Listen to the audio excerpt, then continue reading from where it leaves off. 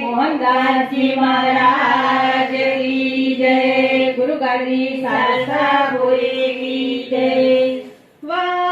વંદના કરીએ વાલા કરુણા સાગર ગુરુજીને, કરુણા સાગર ગુરુજીને, પ્યારા ગુરુજીને વંદના કરીએ વાલા કરુણા સાગર ગુરુજીને। અરસ ભુવનથી ઉતરી આવ્યા, નિજનો સંદેશો લાવ્યા, ભાગ્યવંત ભક્તોને ભાવ્યા, ભાગ્યવંત ભક્તોને ભાવ્યા। તસી મુનિ પંડિતો પૂજે, દેવા મારા ગુરુજીને વંદના કરીએ વાલા કરુણા સાગર ગુરુજીને। મંગળકારી મૂર્તિ મનોહર, સ્વાનુભવમાં છે ગુરુ સાગર, અનંતગતિ છે ગુરુની આગળ, અનંતગતિ છે ગુરુની આગળ। શેષરી ખાસી સનમાવે, એવા મારા ગુરુજીને વંદના કરીએ વાલા કરુણા સાગર ગુરુજીને। મીઠી મધુરી મુખની વાણી, જ્ઞાન ગંગાની રમણ પાણી, તૃષા તુરની તરસ છીપાણી, તૃષા તુરની તરસ છીપાણી।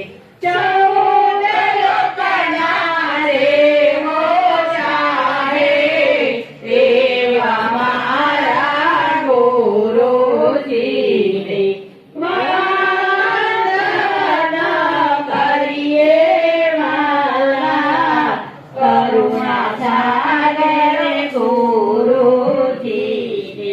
નર વેદ સાગર ન્યાલ જગલિયા,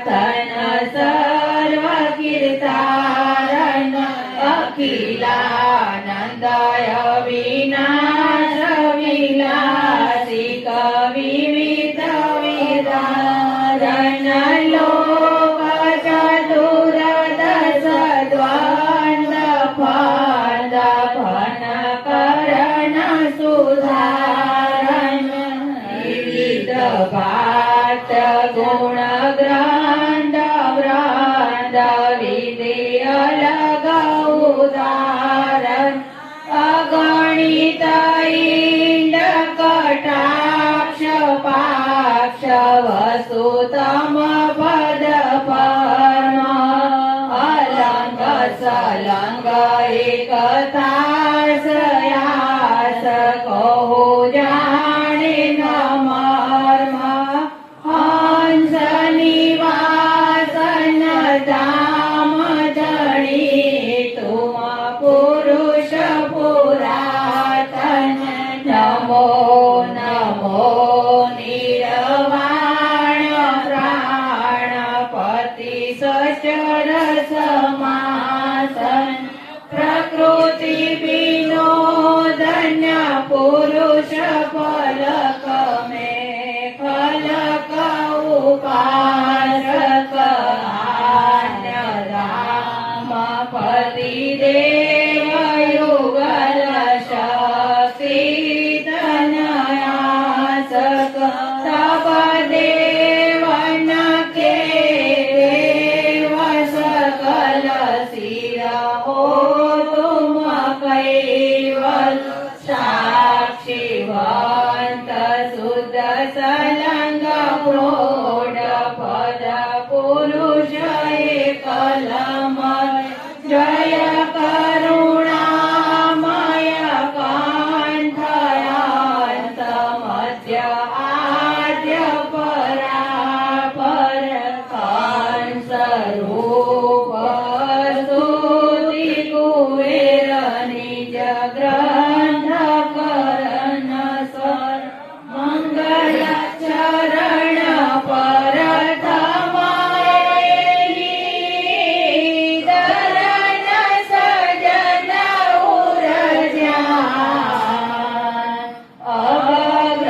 અગ્રંથન પ્રારંભવો સુનહો સંત સુજાન લોકય સંખ્ય ઉત્પન્ન ગતિ સપ્તદ્વીપ સુરધામ સો સબ ગ્રંથ में भाके हो विविध भात गुण ग्राम सकल अंग भिन्न भिन्न गति अर्थ बोध सुवसार कहे कुबेर कर के कहो संसे हरण गोपाल आद्य सक्र स्वराज करुणेश कैवल की जय शिवत करुणा सागर भगवान की जय कैवल राम की जय मोहन दास जी महाराज की जय भगवान दास जी महाराज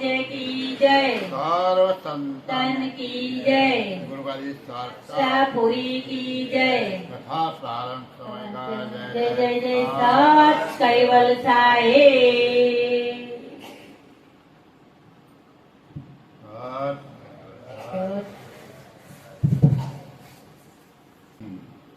एहि प्रकार तज्ञ तदवत तना विषय करित विश्रवांतो धरित नेह निज परम पतिन से रतिपति रहित हवंतो दयालु परम गुरु करुणा सागर भगवान સર્જનહાર માલિક સકતના સત્યવેલનો હુકમ પોતાના શિવ પર ધારણ કરી આ જગતના વિશે કુબેર સ્વામી નામનું પાત્ર ધારણ કરી સકળતા સિદ્ધાંત અને જ્ઞાન સંપ્રદાયની સ્થાપના કરી અંશંશીપતનું જ્ઞાન આપવા માટે 15 ગ્રંથોની રચના કરી. એ ગ્રંથોની અંદર વિશ્વગુરુ વિધ્વંસ નિધિ નામનો જે ગ્રંથ છે એ આપણે અત્યારે ચાલો આ ગ્રંથના વિશે દયાળુ 21મા સિદ્ધાંતમાં કર્તાને કઈ રીતે મળી શકાય એ રહેણી વિશેની વાત ચાલે. પ્રથમ વર્ણન કર્યું આની અંદર કે ખરેખર કરતા કોણ છે, જગતમાં કેવી વાતો ચાલે છે, કેવી ઉપાસનાઓ ચાલે છે, કોની દ્રષ્ટિ ક્યાં સ્થિર થઈ છે, એ બધું વર્ણન કર્યું. અને વર્ણન કરતાં કરતાં ગઈ વખતે આપણને કહ્યું કે એ પુરુષ અને સ્ત્રી અને કઈ રીતે કર્તાની સાથે એકતા કરવા માટે પોતે આચરણ કરવું, એના વિશે પુરુષને કહ્યું કે ભાઈ તારે પોતાનું પુરુષાર્થન છે, હું પુરુષ જેવો ભાવ છોડી દેવો અને મારો પતિ એક સર્જનહાર માલિક છે એવો સ્ત્રી જેવો ભાવ ધારણ કરી અને પોતાના માથે પતિને ધારણ કરવો. આ રીતે જો ધારણ કરીશ અને આવો ભાવ તારામાં ઉદ્ભવશે તો તારી જે વાસનાઓ છે બધી એ વાસનાઓ લીન પામશે. અને એહી પ્રકાર તરણ તદવત તન વિષય કરીત વિષવંત.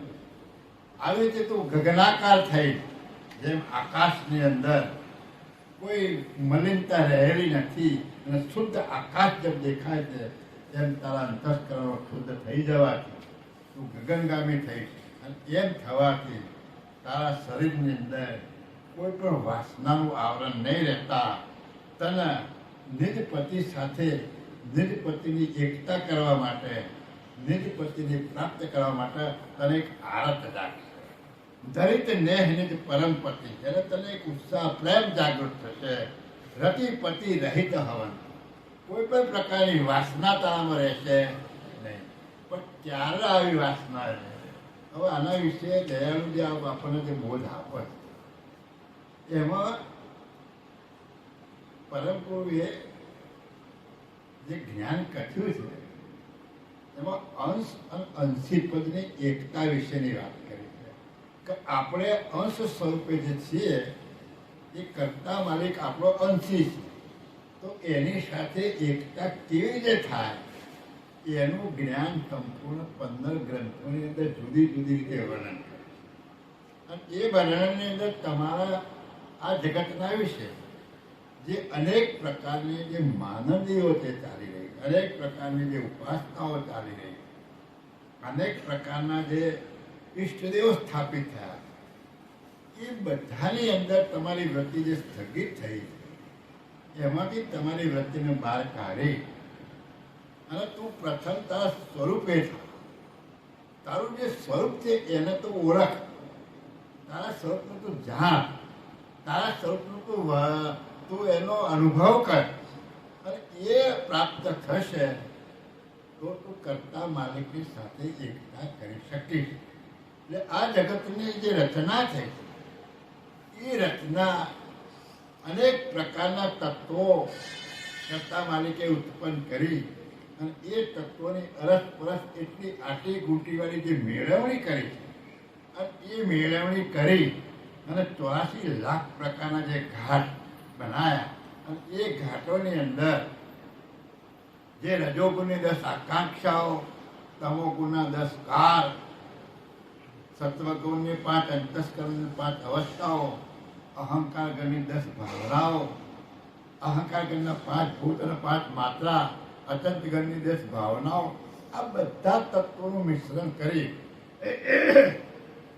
અને જે ઘાટોની અંદર એ તત્વોની જે ક્રિયા મૂકી છે એ ક્રિયાની અંદરથી આ અંશ બહાર કેવી રીતે નીકળવું એના પ્રત્યે તારી વૃત્તિ જે એમાં લોપાયમાન થઈ, એ તત્વો પ્રત્યે તને જે હેત જાગ્યો એ તત્વો દ્વારા તારી ઇન્દ્રિયો દ્વારા જે તું મોજ લે છે અને એ મોજની અંદર તું જે મગ્ન બની ગયો એમાંથી કેવી રીતે છૂટવું અને કેવી રીતે સ્વરૂપે થઈ અને કરતા માલિકે જે એકતા કરી એ વિશેનું જ્ઞાન આપવા માટે દયાળુએ 15 ગ્રંથોની રચના કરી અને તારે કેવું આચરણ કરવું એ આપણને શીખવાડે કે તારી વૃત્તિમાંથી સમગ્ર ભાવ ઉપરામ કરવાનો છે. કયો ભાવ ઉપરામ કરવાનો છે? કે તત્વો પ્રત્યે જે લેહ લાગી, તત્વોના વર્તનમાં તને જે મોજ આવી, તત્વોની જે ચાસણીમાં તું જે લીન બની ગયો, એમાંથી તારા ઉપરામ કેવી રીતે થવું? તો મોટામાં મોટા જે તત્વો જે તારા જે વૃત્તિની અંદર લાગેલા છે એમાં મોટામાં મોટો જે ભાવ જે છે એ કામ વાસનાનો, અને એનાથી પણ કેવી રીતે મુક્ત થવું એની રેણી વિશે દયાળુ આપણે ચોપાઈમાં આગળ બોલી જાય અને આગળ આ ચોપાઈમાં એનું વર્ણન કરે કે સેજ પર રતિ પતિ રહિત હવંતુ. આજે રતિનો પતિ જે કામ એનાથી રહિત થઈ અને તારે શુદ્ધ થવાનું. અને શુદ્ધ ક્યારે થઈ? કે તારી વૃત્તિ આકાશગામી બનશે. જેમ આકાશ સ્વચ્છ છે એમ તારા અંતસ્કરણો શુદ્ધ બનશે. અંતસ્કરણમાં સહેજ પણ મલિનતા નહીં રહે ત્યારે તું આ ભાવ ધારણ કરી શકીશ.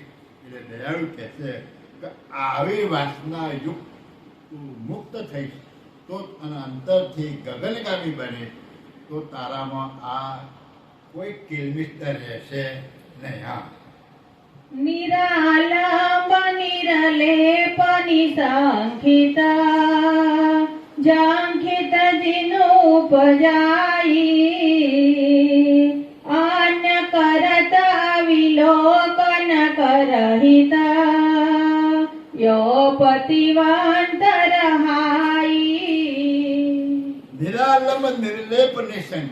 એટલે આ રીતે તું સમગ્ર તત્વોથી તારી વૃત્તિ જો ઉપરાંત થશે તો નિરાલંબ કોઈ પણ વસ્તુના આલંબન રહિત બની અને નિર્લેપ એટલે શુદ્ધ ચોખ્ખો બની. આવો થવાથી નિસંકિત પછી કોઈ સંશય નહીં રહેશે. તેના માટેનો જંખિત જેનું ઉપજાય, જેણે તને ઉપજાયા, જેણે તને ઉત્પન્ન કર્યા છે એવા જે સર્જનહાર માલિક છે એની એકતા કરવા માટે, એની ઝંખના કરવા માટે પછી તને કોઈ આડઅડકર રહેશે. પણ ક્યારે તું આ જે આગળ વર્ણન કર્યું એવી તારી વૃત્તિ શુદ્ધ બનશે તો અન્ય કરંતુ અવિલોકન રહી પછી તારી વૃત્તિ બીજા કોઈ પણ તત્વોનું અવલોકન કરવા વાળી રહેશે નહીં. પછી બીજા કોઈનું અવલોકન કરવાની ચાહના તારામાં નહીં રહે. યો પતિવંત રહાય. જેમ કોઈ સ્ત્રી પતિવત્તા હોય છે, સતી સ્ત્રી, અને એને એના પતિ સિવાય કોઈ પણ પુરુષ પ્રત્યે એનો ભાવ જાગતો નથી, એમ તારામાં પણ આવી જાતની વૃત્તિ ઉત્પન્ન થશે. અને તું આ સર્જનહાર માલિકની જ ઝંખના કરીશ, પછી બીજા કોઈની ઝંખના તારામાં આવશે નહીં. હા, પતિવંતા સોઈ પતિ પરમ કી નરતજી નારી હવિન કી ધન્ય ધન્ય તેહી નાર ન ચાંતિકા એહી વિધિ રહેણ રહન કી. દયાળુ જે દાખલા આપે છે ને એમાં આપણે જ્ઞાન સમજવા, એ શબ્દોની સમજ પડશે ને કે ભાઈ આ દાખલો દ્રષ્ટાંત આપવાનું કારણ શું. એ દ્રષ્ટાંત દ્વારા આપણામાં સમજ આપવાનો પ્રયત્ન કરી છે કે તો તમને સમજણ પડશે. આપણે એક પદમાં ગાયો કે સમજણ કા ઘર દૂર સંતો ભાઈ સમજણ કા ઘર દૂર. જ્યાં સુધી સમજ ના પડે ત્યાં સુધી એ વસ્તુ તમને ઘણી દૂર લાગે. અને જો એની સમજ પડે તો એ વસ્તુ તમે હા નજીક તમારી પાસમાં જ છે. પણ નહીં સમજણ પડવાથી આપણે હા હા હા હું કેવી રીતે મેળવી શકીશ એવો તમારામાં ભાવ. એટલે દયાળુઓ કહે કે આ રીતે તારી સમજણ હશે, તારી સમજ હશે તો પતિવંતા સોઈ પતિ પરમ. આ દાખલા દ્વારા આ સમજણ મેળવવાની કે પતિવંતા સોઈ પતિ પરમ કી નરતજી નારી હવિન છે. આવા જે પુરુષો જે છે એ પુરુષોના ભાવમાંથી પોતાનો પુરુષનો ભાવ નીકળી ગયો અને એક પતિવત્તા સ્ત્રી જેમ હોય એમ પતિવત્તા સ્ત્રી બને જેમ પતિને એ ઝંખના કરે છે અને એ પતિ વચ્ચે એક પતિવત્તા જેમ બની ગયો છે એવા પુરુષને પરમ કહે છે કે ધન્ય ધન તે નાર નથી. આવો તને ધન્યવાદ છે કે તું એક નારીનું રૂપ ધારણ કરી એ વિધિ રહેણ રહેણથી આવી રીતે તું તે રહ્યો છે તો ચોક્કસ તું પતિને મળી શકે. આવો ભાવ તને જાગ્યો છે.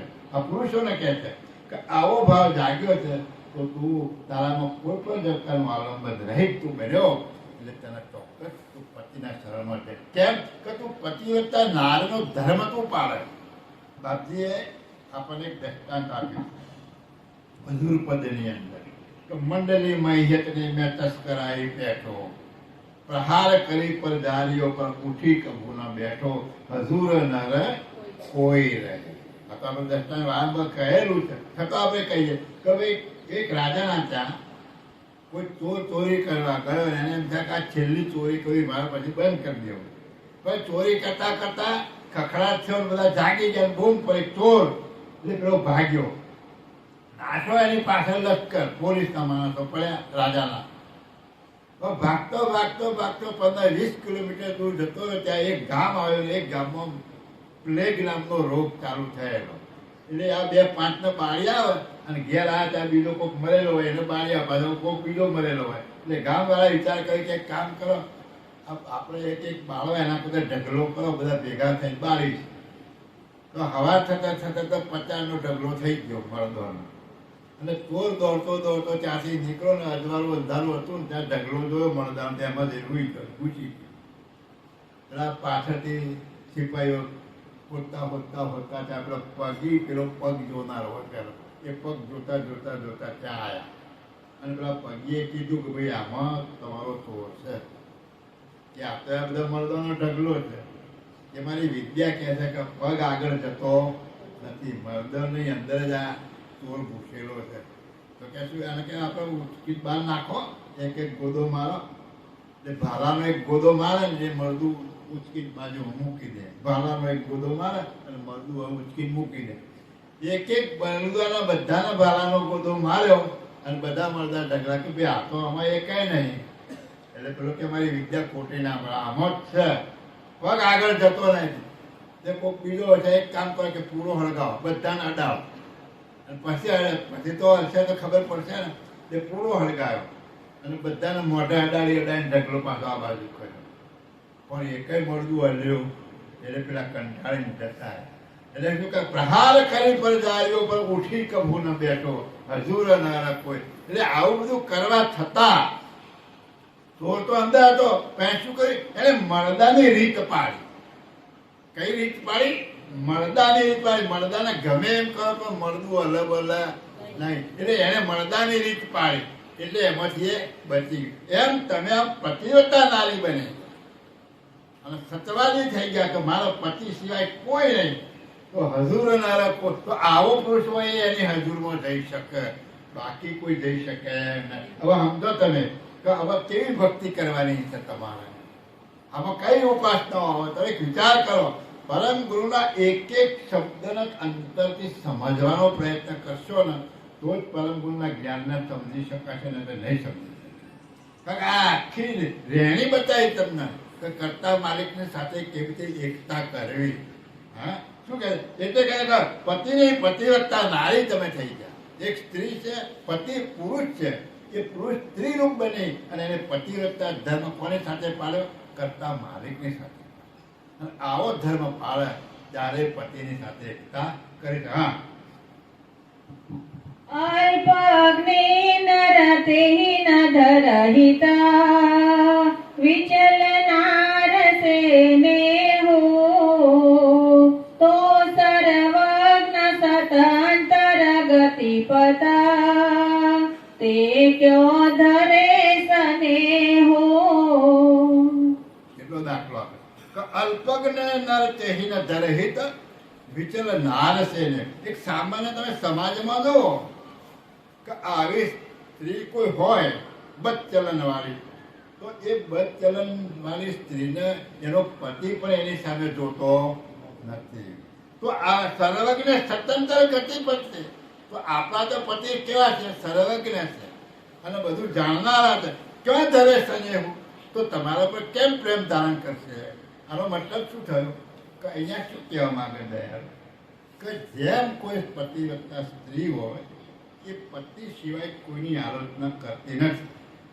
આનો પતિવ્રતા સ્ત્રી કે તો તમે ભક્તિ માર્ગમાં ગયા છો અને તમે જે ઈષ્ટને ધારણ કર્યો છે અને જે સર્જનહાર માલિકનું જ્ઞાન તમને જે પ્રાપ્ત થયું છે, હવે તમારી વૃત્તિમાં, તમારી દ્રષ્ટિમાં, તમારા ભાવમાં એક સર્જનહાર માલિક સિવાય કિંચિત માત્ર પણ કંઈ ના હોવું જોઈએ. કેવું ના હોવું જોઈએ? એટલે કોઈ બીજાનું અપમાન કરવું કે બીજાને નહીં, એવું નથી કહેતા. જે છે ભલે રહેતા, પણ તારી વૃત્તિની અંદર, તમારી સુરતાની અંદર ફક્ત એક પતિ જ હોવો જોઈએ, બીજો કોઈ વાત. કેમ? આ સમજનો વિષય છે કે તમારે પતિની સાથે એકતા શાના દ્વારા કરવાની છે? સુરતા દ્વારા, સમજ દ્વારા, જ્ઞાન દ્વારા. શાના દ્વારા? સુરતા, સમજ અને જ્ઞાન. આ જ્ઞાન તમને પેલું પ્રાપ્ત થયું કે ખરેખર જગતનો સર્જનહાર કોણ છે, આ પેલું જ્ઞાન મેળવો. અને આ જ્ઞાન મળે તો તમને સમજ પાક્કી થાય કે આના સિવાય બીજો સર્જનહાર માલિક છે. આ બંને વસ્તુ એક થાય એટલે તમારી સુરતા પછી ત્યાં જઈને ઊભી રહે, બીજે ક્યાંય ઊભી રહે. જો સમજ અને જ્ઞાનમાં અભાવ હશે તો તમારી સુરતા આ પદમાં નહીં જાય, બીજા ગમે ત્યાં ભટક્યા કરશે અને પાછી ખોટ કરશે. ક્યાં જવું, ક્યાં જવું, ક્યાં જવું, આવું કરે. એટલે એ કેવું કીધું કે એ જેમ પેલી જે વિચલિત નાર છે એવી તમારી વૃત્તિ બની જશે. એટલે એક જગ્યાએ તમે સ્થિર રહી શકશો નહીં. એટલે તમે પતિવ્રતા નામનો દાખલો અહીં આપ્યો કે જેમ સતી સ્ત્રીનો એની દ્રષ્ટિમાં બીજો કોઈ પુરુષ નથી, ત્યારે પતિવ્રતા કહેવાય, ત્યારે એને સતી. એમ તમારી દ્રષ્ટિમાં, તમારી સુરતામાં, તમારા ભાવમાં, તમારા જ્ઞાનની સમજમાં આ જે કર્તા કૈવલનું જે જ્ઞાન આપ્યું છે અને કર્તા માલિક કયા સ્વરૂપે રહ્યા છે એ પાકી સમજ ઉતરશે. એને મળવા માટેનો તમે જે આ રહેણી પાડી અને તમામ જે હાલત ઊભી થશે તો આ સુરતા એની સાથે એકતાવાળી રહેશે. તો પરમ દયાળુ કર્તા માલિક તમારા ઉપર હેત ધારણ કરીને જોશે. ને તો અહીંનો સામાન્ય પુરુષ પણ આવી સ્ત્રીની આમાં નથી જોતો, તો તમને પણ આવા વિચલિત દશાવાળા જોઈ અને કર્તા માલિક તમારા પર હેત ધારણ કરશે નહીં. હા, તેહી માટે નિજ કરતા પરમ તજા, આન્ય દેવ નહીં જજહી, રહિત સબન સે સહેજ સ્વાભાવિક, નાંદિક વંદન રજહી. બહુ સરસ વાત કરી છે. શું કહે છે કે તેહી માટેની જે કરતા પરમ તજ, અન્ય દેવ નહીં જજે. આ નિજ કરતા માલિકને તજી અને બીજા દેવોને તારે ભજવા, બીજા દેવોને ભજવાની એટલું જ કીધું, એની નિંદા કરવાનું જ કીધું. શું કહે છે કે તેહી માટે જે કરતા પરમ તજ અન્ય દેવ નહીં. એટલે કરતા માલિકની તમારે જે સમજણ ઉતરી છે અને એના ભજવા માટે તું બીજાનું ભજન કરીશ નહીં. કેવી છે કે રહી સંબંધ છે શ્રેષ્ઠ સવાય, બધાની સાથે તું શ્રેષ્ઠ સવાય કેવી રીતે રહેજે. કોઈ મંદિરમાં જવું હોય તો જજો તમે, પણ એ કરતા માલિક નથી, મહાપુરુષ છે, સારું કરતું. હું સમજા. પણ શું કહે છે નંદિક વંદન રજી, પણ એની સહેજ પાત્ર તું નિંદા ના કરતો અને કરતા માલિકનો ભાવ એમાં ના ધરતો. મહાપુરુષ છે એ રીતે તું રાખજે, પણ નિંદા અને કર્તા માલિકને જે વંદન કરવું છે એવું તું ના કરતો. એ બાબતમાં મુસ્લિમ ધર્મ, ઇસ્લામ ધર્મ એનામાં એટલું ઠોકી દીધું છે કે અલ્લાહ સિવાય કોઈને માથું નમો નહીં, ફક્ત અલ્લાહ એટલે અલ્લાહ. એટલે અલ્લાહ કેવા છે તો કે નિરાકાર છે, દેખાયા નહીં, પડદે રહીને બોલ્યા છે. એટલે દિલદાર કેવો છે બતાવ્યું, પણ અદબદ તો અદબદ, પણ એક અલ્લાહ સિવાય એનો જે પેલો જે સદમો કે એવું કંઈક કહે છે જે નમાજની અંદર જે કંઈક જે એની સાથે એની પ્રાર્થના છે ને એ પ્રાર્થનાનો શબ્દ જુદો છે કંઈક એ પ્રાર્થના બીજા કોઈની આગળ ના થાય નકર એમના સંપ્રદાયમાં પણ આપણો જેમ 33 કોટી દેવો છે ને એમ એમનામાં 1,24,000 નબી છે. આપણે અવતાર કહે છે ને નબી કહે છે. 1,24,000 નબી છે, 80 લાખ વલિયા છે. સમજા? એટલે એમનામાં આ બધું તો છે જ એમનામાં, પણ એક કરતા માલિક સિવાય માથું ના નમક કોઈને. અને આ જે પેલો જે કહે છે ને ભજવાનું એ બીજા કોઈની સાથે ભજે નહીં. હા, કલમા નહીં, કલમા નહીં, બીજો શબ્દ. કલમા તો એ ચોપાઈને કલમા કહે, એક બીજો શબ્દ છે. એટલે એ રીતે કે નહીં, એટલે અહીંયા બી પરમગુરુ તમને આ કહે કે તમે બધાનો વિવેકથી વિચારજો, જજો, સહેજા સહેજ ભાવે રહેજો, પણ કરતા માલિક તરીકે તમારી જે વૃત્તિ છે એ અહીં રાખજો, બીજે કઈ રાખતા નહીં. અને કોઈની નિંદા ના કરો. નિંદા કરો ના આપણે તો હવે ના, દરેક મહાપુરુષો જે થઈ ગયા, જે અવતારી પુરુષો થઈ ગયા, જે જ્ઞાની પુરુષો થઈ ગયા, જે ભક્તો થઈ ગયા, એ દરેકનું જ્ઞાન પ્રમાણે એમના સ્ટેજ પ્રમાણે સાચા છે, એક પણ ખોટા નથી. પણ એ સ્ટેજ સુધી દયાળુ પરમગુરુએ હદ બતાવી છે, દરેકની હદ બતાવી છે કે ભાઈ તમારું દાખલા તરીકે કોઈ દેવીની પૂજા કરતો હોય તો બરાબર છે, એ પૂજા ખોટી નથી, તું દેવની પૂજા કર, પણ એ દેવ તને શું આપશે? એની શક્તિ પ્રમાણેની તમને એની ફળ તમને આપશે, પણ એ તમને તમારા સ્વરૂપની ઓળખાય કરાવી નહીં આપે, એ તમને અંશિત પદની ઓળખાણ નહીં કરાવે, એ તમને મોક્ષ પદનું જ્ઞાન નહીં આપે. શું સમજા? તમે કરો તો એ દેવની પૂજા કરો તો એટલા પૂરતું જ બરાબર, પણ તમને એ પરમ પદમાં લઈ જ નહીં જાય. એના માટે દાખલો આપ્યો ક્યાંક છે ને, પણ પેલો કહી જાણે, આ બકરો જાણે કે કસાઈ મારો માલિક છે, પછી ગમે ત્યાં ઈદ આવે ત્યારે બકરો આવે કરી ફેરે તો વાર લાગે નહીં. એમ આપણે આ જે પૂજાઓ કરીએ અને એ પૂજાઓ કરીએ તમે એ લોકમાં જશો, તમારી વૃત્તિ છે ને સૂક્ષ્મ દેહમાં જશે, અને એ સૂક્ષ્મ દેહમાં જશો એ દેવ કરે એમ તમારું થશે. એટલે કોઈની નિંદા કે વંદન ના કરતા, કે જે છે તું સહેજા સહેજ જેવી રીતે કોઈ સ્ત્રી પરણે અને આપણા ઘરમાં આવી તો એમાં ઘરમાં દિયર છે, જેઠ છે, સસરા છે, કાકા સસરા બધા ઘરમાં ના હોય ભેગા હતા તો બધાની સાથે એ બધા ગાળો બોલો તો બધા કાઢી મૂકે ના, એ સહેજ સ્વભાવ બધાની સાથે, પણ એનો પતિ તો એનો ઘરવાળો એક જ, એ ભાવથી તું રહેવા. એટલે અહીંયા દેવ તમને એ શીખવાડે કે આ તમે આ સમાજમાં રહો, જગતમાં રહો, બધા દેવી દેવતો હવાની જગ્યાએ છે, એની સાથે આપણે કંઈ લેના દેના નહીં. તારે પ્રાપ્ત કરવું હોય તો આ હું રસ્તો બતાવું છું, એ રસ્તો તું ચાલીશ અને આ પ્રમાણે તારી સ્ફૂર્તા અને આ રીતે તું રહેણી પાડીશ, આ રીતે તું આચરણ કરીશ તો તું આ કૈવલ્યની સાથે એકતા કરી લે. હા, એહી પરકાર પુનિ દેવન સે રહી પતિવંત પતિ સે તબરી જે કરતાર પુરંજના ધરી ઉર પ્રેમ અતિ સે. यही प्रकार पुनित देवन से रही पतिवंत पति. આ પ્રમાણે તને પુનિત કરનારા દેવ કોણ છે? કે તારા પતિ છે, સર્જનહાર માલિક છે, અને રહી પતિવંત પતિ છે. એટલે આ બધા દેવોની અંદર બધું જગતમાં જે છે પણ એ સહેજા સહેજ ભાવે રહી અને આ પતિની સાથે તું એકતા રાખી અને એની ચાહના રાખજે. તબ રીજે કરતાર પડે અને આ રીતે તું આ જગતમાં રહીશ તો કરતા તારા ઉપર હેડ ઉતારે, તારા ઉપર હેડ ધારણ કરશે. ધરી ઉર પ્રેમ હતી છે, પોતાના હૃદયમાં પ્રેમ ધારણ કરી અને તારા ઉપર દ્રષ્ટિ લાવશે. કોણ? કરતા માલિક. હા, और कपट काहू से नहीं करहिता जानित प्रजापति की सकल सजात साथ समदर्शिता खुद को लही सनित की. આ તો ભાઈ સમજવા શું કે છે? और कपट काउसे नहीं करे जानित प्रजा, કોઈની સાથે તમે કપટ કે દુર્વ્યવહાર ના કરતા. આ જગતની અંદર મનુષ્યો છે બધા 84 લાખ પ્રકારના ઘર એ કોના છે? કોને ઉત્પન્ન કરેલા છે?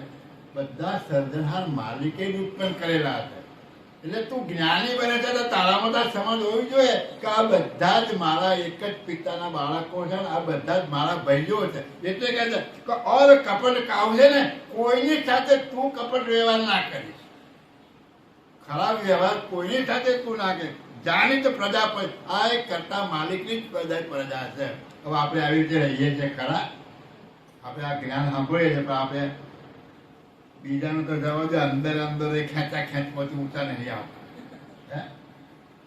પ્રત્યક્ષ વસ્તુ છે ને આ તો પોતે આપણે વિચારવાની વસ્તુ છે કે આ દયાળુ આ ગ્રંથો દ્વારા શું આ ચોપાઈ દ્વારા શું સમજાવે છે આપણને જ્ઞાન માર્ગમાં લઈ જવા માટે. તમે કેવા બનો, તમને હું કેવા બનાવવા માંગુ છું એ જ્ઞાન આપું છે દયાળુ.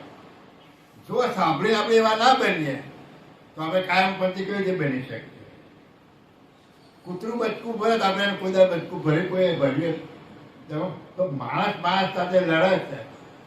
તે આ મારું અપમાન કર્યું તો મારે તારું અપમાન કરવું, હે તે મને દગો કર્યો તો મારે દગો કરવો. ના, દયાળુ તમને નિર્મળ બનાવે. હવે આપણે વિચારવાનું કે આપણે નિર્મળ બનીએ છીએ ખરા? કોઈ બી સંસ્થામાં જાઓ, કોઈના લગ્નમાં જાઓ, કોઈના પ્રસંગમાં જાઓ, ગમે ત્યાં જઈએ તો જેને ખર્ચો કર્યો છે એને તો પૈસા બધા વાપર્યા. રસોઈ બનાવનાર હોય એમાં કદાચ વધઘટ હોય તો એમાં ગરદણીનો હોવા તમને પ્રેમથી બોલાય જે હોય છે ને એમાં આપણે સહન નહીં કરી શકતા. તો આ બધું ક્યાં જ સહન થશે? એક વિચાર કરો. આ બધું દરેક કોઈ પણ સંપ્રદાયમાં તમે આ જ્ઞાન પાયાનું જ્ઞાન. હું હમણાં આ બધા જઉં છું, બહાર રહું છું, દરેક સંપ્રદાયમાં કથા સત્સંગમાં મને બોલાવું જઉં છું. પાયાનું જ્ઞાન આપણા સંપ્રદાયમાં આપણે પેલી એક ચોપાઈ નહીં કે હું ઉપર જઈને બેઠો પર કહેતા ને મારે હું પડી તમારે આપણે બધા ઉપર ચડી બે ગયા છે. નીચેનું બધું છોડી દીધું. ખરેખર પ્રથમ પગથિયાની બહુ જરૂર છે. માતા પિતાની સેવા કરવી. दया धर्म का मूल है, पाप मूल अभिमान, तुलसी दया न छोड़िए जब तक घट में प्राण. દયાનો ભાવ કેટલો આપણામાં, સેવાનો ભાવ કેટલો, બિલકુલ સેવાનો ભાવ તો આપણામાં છે જ નહીં. તમે ત્યાં જુઓ, હું આ નિરાશ સંપ્રદાયમાં જઉં બધા એ લોકોની વાણી જુઓ, બધું પાયાનું જ્ઞાન. કે નીતિ તમે ગમે એટલા જ્ઞાની એટલે વિનય વગરનું જ્ઞાન, વિવેક વગરનું જ્ઞાન શું કામનું? તમને કોઈ ના ઉભા રહે. વિવેક બહુ માણસનો જન્મ ઉત્તમ શા માટે કહેજો કે આપણામાં વિવેક હોવો જોઈએ. પહેલો વિવેક વગર તમે ગમે એટલા પૈસા પાત્ર હોય, ગમે એવા જ્ઞાની હોય, આધારે ગ્રંથ મોઢા હોય, વેદો મોઢા હોય, પુરાણો મોઢા હોય, વિવેક વગરનું જ્ઞાન બધું નકામું. એટલે દયાળુ તમને આ બધી વસ્તુ શીખવાય. એમને એમને લખી જાય કે કોટી પ્રશ્ન કરે છે કોઈ પ્રત્યુત્તર ગ્રંથ એમને લખી, પણ આપણે વાંચીએ છીએ પણ આપણા મગજમાં ઉતરતું. આજે આપણે જોઈએ કે આપણે રક્ષાબંધનના દિવસે માણસો ઓછા જ ને એટલે 150-200 માણસો હોય. હવે એમાં તમે જોયો મારી નજરમાં 40 જણા તો એવા છે તો 12 મહિનાની દરેક પૂનમ ઉજવું તો ઉજવી શકીએ એવા છે. પણ એક એક પૂનમ ખીચામાં હાથ નાખતા જ નહીં. 40 મહિને વાળો આવે. કેટલા મહિને વાળો? 40. તો બીજા સંપ્રદાયમાં જુઓ, નિરાશમાં બધા કોઈ બી સંપ્રદાયમાં સેવા અને પુણ્યદાન. આપણે સેવા ને પુણ્ય કેમ ઉપર બેઠા છે? હવે આપણા કામનું જ નથી કશું. હું ડાયરેક્ટ કરતાની ખાલી એકતા મારે કરવાની છે. આ બધું તો મારા કામમાં આવે એટલે નહીં પોખો તો રખડી પડશે, પછી ઝઘડા કરવા પડશે. એટલે પહેલું ત્યાં ક્યાંક ના પોકાય બીજે જાવ તો ત્યાં ક્યાંક મળે એવું તો રાખજો પાછા. હું નકર બધી બાજુથી રખડી પડવાનું થાય. હું અને આ તો મળવું બહુ અઘરું છે. આ અમને જ બાપજીએ કીધું કે તું કોઈની સાથે, કોઈ પણ વ્યક્તિ સાથે આવો ભાવ ના રાખ. આપણે તો ફલાણા મહારાજો અહીં ના આવે, ફલાણા મહારાજો અહીં ના આવે, પેલું હોય એટલે હું કામ તમે છૂટી છે. તમે ગમે ત્યાં જાઓ, પરમ ગુરુનું જ્ઞાન સાંભળવાનું છે ને, બીજાનું જ્ઞાન તો નહીં સાંભળવાનું. પારખી તમારે બનવાનું કે મને સાચું જ્ઞાન ક્યાં મળે છે. કોઈ આવડા રસ્તો તો નહીં લઈ જતો. બસ આ તમારે સમજવાનું. બાકી બધા છૂટ, જેને જ્યાં જવું હોય ત્યાં જાય. અહીંયા આવો, નાદીપુર જાય, સારસા જાય, વાસદ જાય, સુરત જાય, આલમપુર જાય, જેને જો જવું હોય ત્યાં જાય. એમાં આપણે વાંધો શું છે? પણ ગમે ત્યાં જાવ તો આ જ્ઞાન ઉતારતા શીખવું પડે. ગમે તેવા જ્ઞાનમાં સત્સંગ ચાલતો હોય, પણ એ જ્ઞાન આપણે જો નહીં ઉતારીએ તો આ પરમ ગુરુના ન્યાય આપણે એ બની શકવાના નથી. એટલે દયાળુના એક એક વચનોને સમજવા જેવા છે. એટલે કહે છે કે એટલા માટે નિજ સકર્તા પરમપતિ છે તન્ય બીજા દેવોને અન્ય દેવ નહીં જજી રહી રસ બસ બનશે સહજ સ્વાભાવિક નંદિક વંદન રજી. આવું કોઈ પણ પ્રકારનું તું નંદન વંદન કરીશ નહીં. એહી પ્રકાર પુનિત દેવન છે રહી પતિવન. આ પ્રકાર તું આમાંથી પેલા આ કચરામાંથી નીકળ અને તારી સુરતાને કરતા માલિક સાથે એકતા કર. તબ રીઝે કરતા અને ત્યારે કરતા માલિક રીત છે. તમારામાં સહેજ પર કચાશ હશે ને તો કરતા માલિક રીઝવાના નથી. સામાન્ય છોકરી જોવા જાય છે નહીં દેખાવડી હોતી તો એ નહીં પસંદ કરતા. તો પછી આમાં તમે ખામી લઈને ચાલતો તો પેલો રાખે ખરો પતિ આપણને. હે એટલે દયાળુ બધી બાજુનું જ્ઞાન આપણને આપે, પણ આપણે સમજમાં આપવું. અને એ જો સમજમાં ઉતરશે તો આપણે આ ભવસાગર રૂપી દરિયામાં પાર કરી શકીશું.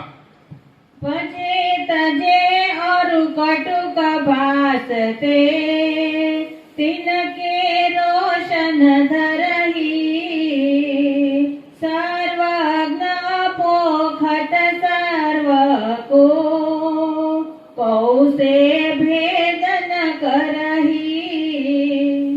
ભજે તજે ઓર કટુક ભાસતે તિનકે ને રોષ ધરહી. હવે બીજો માત ભગવાનને ભજે કે ના ભજે, એ માતાને ભજતો હોય ગમે એમાં આપણે ક્યાં લેના દેના.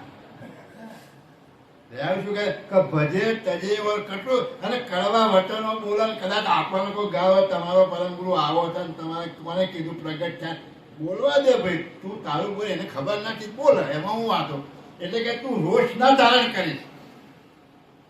આ તો બીજા રોષ નહીં કે આપણે રોષ કરતા થઈ જાય. એટલે ત્યારે કહે ભજે તજે કટુક ભાતે તિનકે રોષ ન.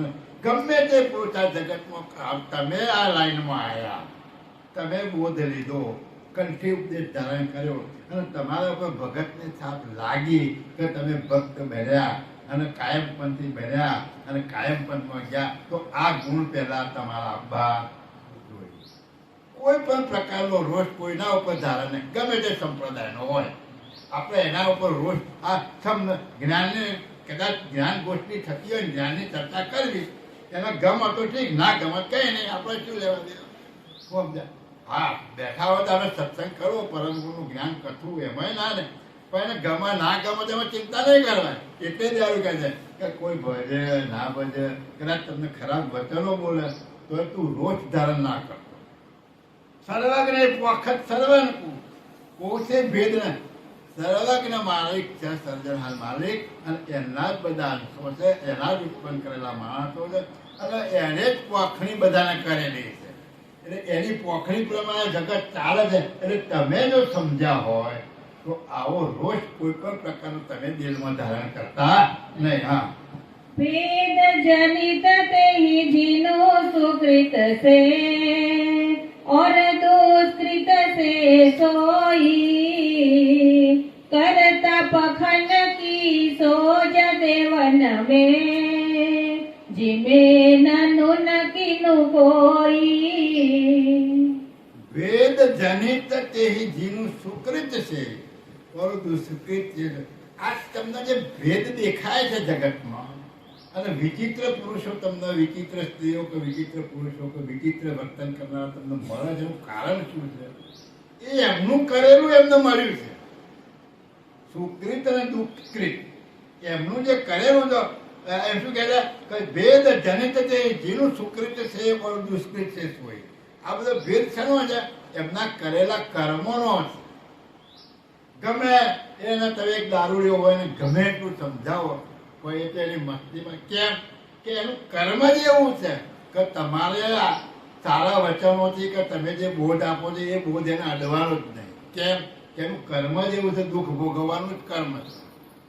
એટલે આ બધું જોઈને તમે આ જ્ઞાન દ્વારા સમજી જાઓ કે તમારામાં સમજાવી દો કે આ જગતમાં જે લોકો આ વર્તન કરી રહ્યા છે એ એમના કર્મનો બદલો એ ભોગવી રહ્યા છે. એટલે આપણે કઈ ચિંતા કરવાની જરૂર. કેટલું દુઃખ ઓછું થઈ જાય બોલો. તમામ મનમાં આપણે દુઃખ ઊભું કરીએ ને, બહારનું તો સમજા, પણ તમારા કુટુંબમાં વધારે ક્યાં કોના વર્ગ વધારે ક્યાં લાગે આ બધું? કુટુંબમાં અને આપણા ઘરના કુટુંબમાં આપણા મૂળ ઘરમાં આપણે 2-4 છોકરા હોય, 2-4 ભાઈઓ હોય, એ હવે બધો આપણામાં ભરાયો હોય. કોણ ક્યાંથી કોણ લેવા આવ્યું હોય, કોણ હાલવા હોય, કોણ હેરાન કરવા આવ્યું આપણને ખબર ના હોય. એટલે આ બધી જગ્યાએ આ તમારા મગજમાં લઈ જવાનું, ઘરમાં આ વિચાર કરવાનો કે ભાઈ આ હવે એનું કર્મ છે ને, એ કર્મ લઈને આવ્યું છે એટલે મને નડવા આવે છે તો નડશે, એટલે મને હાલવા આવે છે હાલ છે. આ સીધો છત ન્યાય છે પરમ. અને આ રીતે વિચારતા થશો ને એટલે તમે મુક્ત થઈ જશો. તમને કોઈ જાતનો ઘરમાં ડખો લાગશે નહીં. નહીતર તમારે ઊંઘાઈ ઉડી જશે, તમને પેલો આવો છે, પેલો ટેકો આવો છે, કશું નહીં.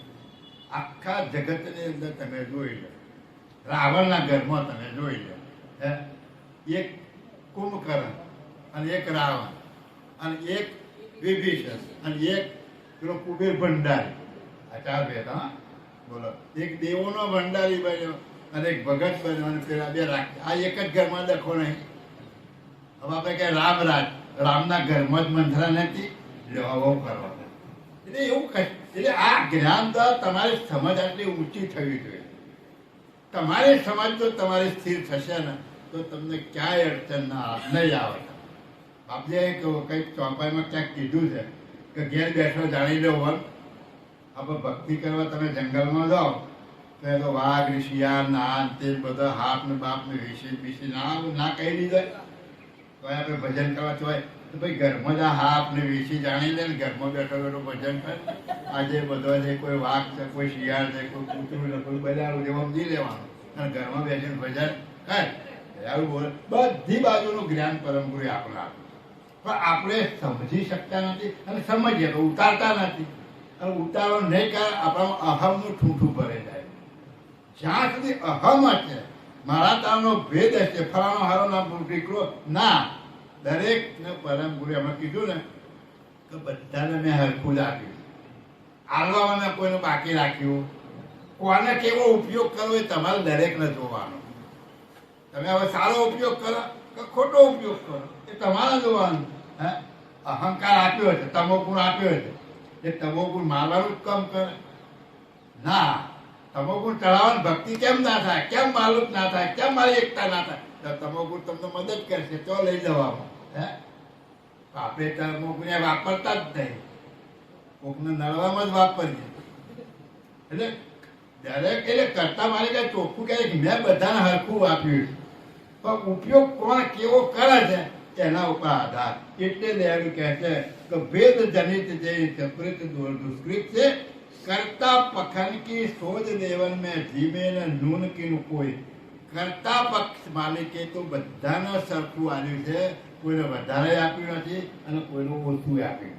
હવે આ સમજ જે સાંભળવા આવો છો અથવા તો જે આ કાયમ પંથમાં આવ્યા છે અને જે જ્ઞાન બોધ ગ્રંથો વાંચે છે એમને સમજ પ્રદાન. હું કથા કરું છું એટલે પહેલી મારે ઉતારવાની. દરેકે જેને તરવું છે એના સમજ ઉતારવાની દરેકના માટે છે.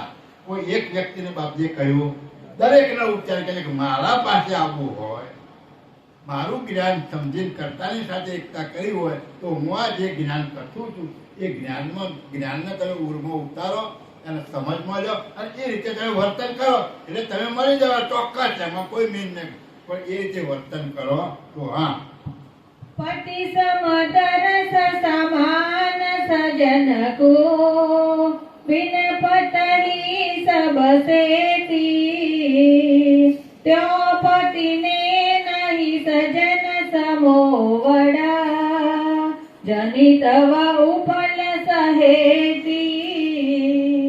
પતિ પર સમદર્શ સમાન સજન બિન પતિ હી સબ છે. શું કહે છે કે પતિ સમદર્શ સમાન, બધાના પતિ એક સરખી સમાન દ્રષ્ટિથી જ જોવે. બિન પતિ એટલે પતિને માનતો હોય એને અને પતિને ના માનતો હોય, ભક્તિ કરતો હોય એને અને ભક્તિ ના કરતો હોય, બધાના ઉપર એમની દ્રષ્ટિ કેવી છે? સમાન દ્રષ્ટિ.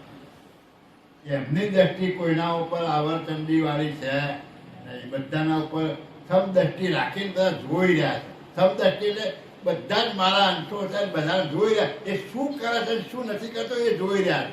પણ કોઈને તાડર એટલે કોઈને ઠપકો આપતા બધા સમાન દ્રષ્ટિથી જોઈ રહ્યા છે. જો પતિને નહીં સજ્જન સમોવર જનિત ઉપર કહે છે. એટલે સજ્જનો અને જે ભક્તિ ના કરતા હોય એવા હરિજનો બધાના ઉપર સરખી દ્રષ્ટિ રાખે છે. એમાં કોઈ પણ જનિતો ઉપર, પણ એમાં ભેદ કેટલો છે કે પેલા ઉપર સમાન દ્રષ્ટિ ખરી, પણ જે પેલો માલિકને પ્રાપ્ત કરવા માટે જે આચરણમાં બેઠો છે ને એના ઉપર અંતરનું હેત હોય. બધાના ઉપર અંતરનું હેત હોતું. દ્રષ્ટિ સમાન બધાના ઉપર ખરી, પણ હેત બધાના ઉપર હેત ના હોય. હેત કોના ઉપર હોય? એ આ મારા કહેવા પ્રમાણે જે આચરણ કરી અને પતિને મળવા માટે જે પ્રયત્ન કરી રહ્યો છે એના અંતરમાં અંતરનું એને હેત એના ઉપર હોય. હા, પણ અંતર કી કરતા સજન પરા રખી તવ પ્રીત પરમહી એહી પર કારણ ઉભય અનો અના જનિત ન કોહુ મરમહી. પણ અંતર કી કરતા સજન પર રખીતો પ્રીત પરમ. એટલે ઉપલી દ્રષ્ટિ તો બધા ઉપર સમાન છે, પણ અંતરમાં પ્રેમ કોના ઉપર છે? આ ભક્તજનો સજ્જન ઉપર, એના ઉપર એમ. ઉપરની દ્રષ્ટિ તો બધા ઉપર સરખી જ આખા જગત ઉપર, કારણ કે જીવન એ આપી રહ્યા છે. આખા બ્રહ્માંડ જીવન કોણ આપે છે? કરતા મારી. એટલે બધાના પર સમાન, પણ અંતરનું હેત કોના ઉપર છે? આવા જે સજ્જન પુરુષો છે, આવા જેના અંતઃકરણો શુદ્ધ રહેલા છે, આવો જેનો શુદ્ધ ભાવ છે, પતિ મળવાના જે આરત છે, ભક્તિ કરવાની એના ઉપર પ્રીત જુદી રાખી છે, એના ઉપર પ્રીતથી જોઈ રહ્યા છે. એહી પ્રકાર ઉભય અનો અને જનિત અને કોહું ને મરમ. આ પ્રકારે આ ભાવ કોને ખબર પડે? ભક્તિ કરતો હોય એના અને માલિક, આ બેના જ અંતરની ખબર છે. ઉપરથી કોઈને ખબર ના પડે, ઉપરથી કોઈ સમજી ના શકે. એનો દાખલો પરંપરા. હા, મરમ લહે ક્યો પતિ સંગરતા જો પરહિત નર નારી અંતર માહી રહે કાયના દુષ્ટ કરત નહીં જારી. મરમ લહે ક્યો પતિસંગ રત જો, એનો દાખલો આપે કે મરમ કેવી રીતે રાખવો? એ મરમ કોણ જાણે? કોઈ જાણી ના શકે. તો કોણ કેવી રીતે જાણી શકાય? તો મરમ લહે ક્યો પતિસંગ રત જો પરહિત નર નાર. જેમ બીજા કોઈ સ્ત્રી નર અને નારી કોઈ હોય અને એકબીજાના અંતરથી પ્રેમ રાખતા હોય અને અંતરનો સંબંધ સારો હોય અને એકબીજાને જોઈને એવો હેતપૂર્વક બે રહેતો હોય, આ કોને ખબર હોય? એ બે જણને જ ખબર હોય, ત્રીજા કોઈને ખબર હોય નહીં. એટલે કહે છે કે એહી પ્રકાર ઉભયવન અંતરમાહી રહે કાયને ગુષ્ટ કરત નહીં જાય. અંતરની અંદર આ સ્ત્રી અને પુરુષ બંને એકબીજાથી હેતથી મળતો હોય, જે વાતોચીતો કરતા હોય, પણ કહે છે ગુષ્ટ કરત નહીં જાય. પણ એ ખોટું કર્મ કરતા હોતા નથી. એકબીજાને હેતથી, જેમ ભાઈ બહેન હોય એ બેનો પ્રેમ કેવો હોય, જેમ માતા બાળકનો પ્રેમ કેવો, એમ કોઈ બીજી સ્ત્રીઓ અને પુરુષો સાથે એકતા ના હોય. બધાને કોઈ મોં બોલી બહેન કહેલી હોય, એ એકબીજાને ચાહતા હોય, પણ એમનો અંદરનો ચાહના કેવી છે? શુદ્ધ ભાવ. કેવો ભાવ છે? શુદ્ધ ભાવ. એટલે એ બે જણા જ જાણે, જગત થોડું જાણે. જગત તો ગમે એવી વાત કરી નાખે, જગત ગમે એવી વાત કરી નાખે, પણ આ બંનેનો અંતરનો જે શુદ્ધ ભાવ છે એ કોણ જાણે? એવી રીતે દાખલો આપીને કહે છે કે ભાઈ આવા ભક્તજનો આ જગતમાં ફરતા હોય, જગતમાં જાપા બેઠા બેઠા ગણાય કે આ પેલો ભગત રોજ આવ્યા તો આવો તેવો વાતો કરતા હોય, પણ એ અંતરની ભક્તિ કેવી કરે છે એ આ લોકોને વાતો કરનારને ખબર હોય નહીં. આ દ્રષ્ટાના બંદર. એટલે આ દ્રષ્ટા તો આપણું કારણ છે કે તમે ભક્તિ કરવામાં પાછા ના પડતા, તમે ડરતા નહીં કોઈ વાતોથી. જગતનું જે કેવું હોય કે, પણ તમે જો અંતરના સાચા હશો તો તમને ઊની આંચ નહીં આવે. સાચા હૃદયથી જો તમે ભક્તિ કરતા હશો ને તો જગતને જણાવવાની જરૂર નહીં. આ કોને જણાવવાની જરૂર છે? માલિકની સાથે જાણ. તમે આવી રીતે રહેતા હશો તો એનો હેત તમારા ઉપર છે, એટલે તમને ખબર પડશે કે માલિક જોઈ રહ્યો છે, હું શું કરું છે. જેમ પેલી સ્ત્રી અને પુરુષની વાત કરી કે એ બે હેતથી રહેતા હોય છે, તો કેવા શુદ્ધ ભાવથી હોય, એમને બીજો કોઈ ભાવ હોતો નથી. એવી રીતે દયાળુ કહે છે કે તમે આ રીતે વર્તન કરો. હા, ऐसे ही निज पति जन एकतायना जाहिर जगतन जाने पण जब तब दिन जत जग जानिता जो कण सिर कण साने. એસે હી નિજ પતિ જન એકતા. આવી રીતે આ જે સ્ત્રી પુરુષનો અંતરનો હેત શુદ્ધ ભાવથી જે એકબીજાને ચાહના રાખી રહ્યા, એવી રીતે જે ભક્ત કર્તાની સાથે એકતા રાખી રહ્યો હોય, જાહેર જગત ન જાણે. આ જગત એને જાણા, જગતને ખબર ના પડે. એ ભક્તિ કરતો હોય પણ જગતને ખબર હોતી નથી. પણ જબ તબ દિને જન જગ જનિત. પણ આ જગ ક્યારે જાણે, આ જગતને ક્યારે ખબર પડે? જો કણ શિર કણ. જેવી રીતે કોઈ ખેડૂત ખેતી કરે અને દાણા વાવે, તો એ દાણા વાયા હોય ત્યારે દબાયેલા હોય, કોઈને ખબર ના પડે કે આ શેનો દાણો. પણ જ્યારે ઉગે અને ઉપર જે કણસલું આવે ત્યારે ખબર પડે કે આ ઝાડ છે કે બાજરી છે કે મકાઈ છે કે ઘઉં છે. કણસલું ત્યારે ખબર પડે ને કે ભાઈ આનો દાણ.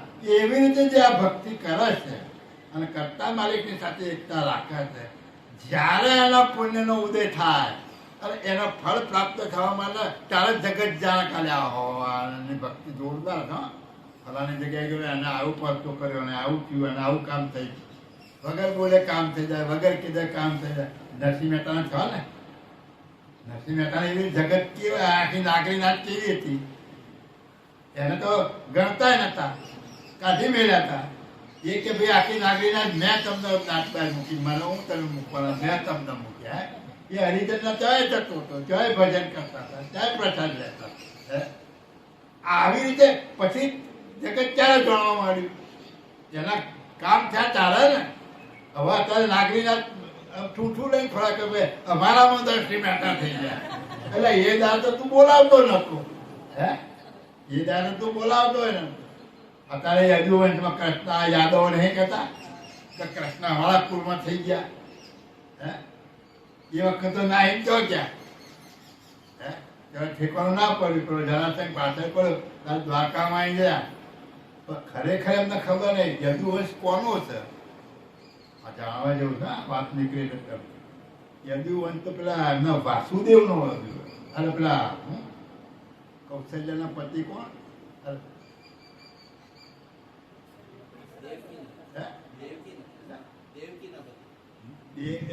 માની દેવકી અને એના પતિ એ જે હતા હતા. અને આ તો ત્યાં પાલક પુત્ર તરીકે ત્યાં મૂક્યા હતા એમના મિત્રના ત્યાં. એ યદુવંશ હતો. આ નંદલાલ. હા, નંદલાલ ના ત્યાં મોટા હતા. નંદલાલ ના ત્યાં મોટા હતા. અને આ તો કોના પુત્ર હતા?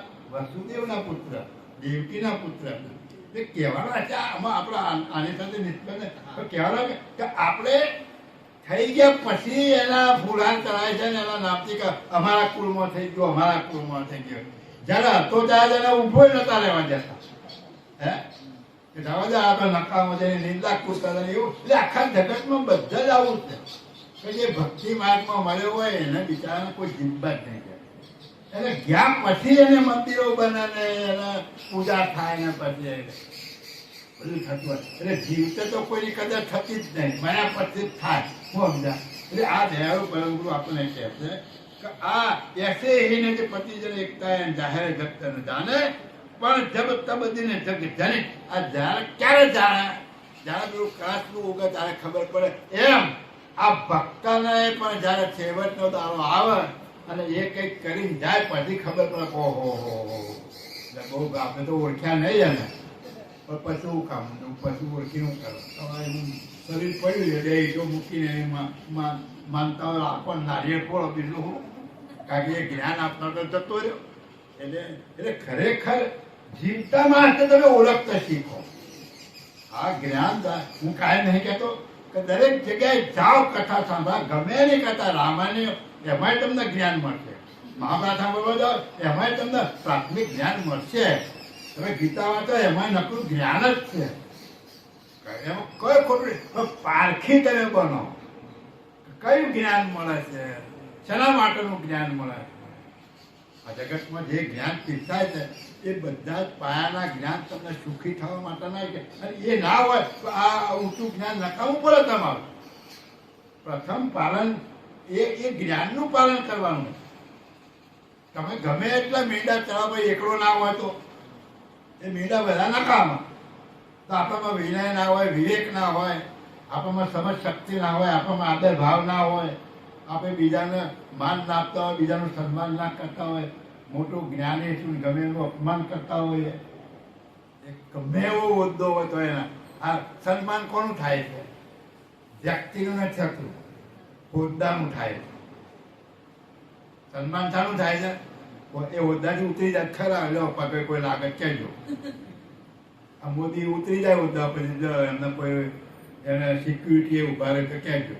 કોઈ બોલે તો શાનું માન છે? હોદ્દાનું. એ હોદ્દો મળ્યા પછી છકી ના જાઓ. પેલો કહેવત છે ને, નરકેશ્વરી રાજેશ્વરી, રાજેશ્વરી તપેશ્વરી, તપેશ્વરી રાજે, આવું કંઈક બોલાય કે તપેશ્વરી રાજેશ્વરી, રાજેશ્વરી નરકેશ્વરી. તો તપેશ્વરી કરે અને એટલું બધું તપ કરે એટલે એને રાજાનું પદવી મળે, રાજ સુખ મળે, રાજા બનીને આવે.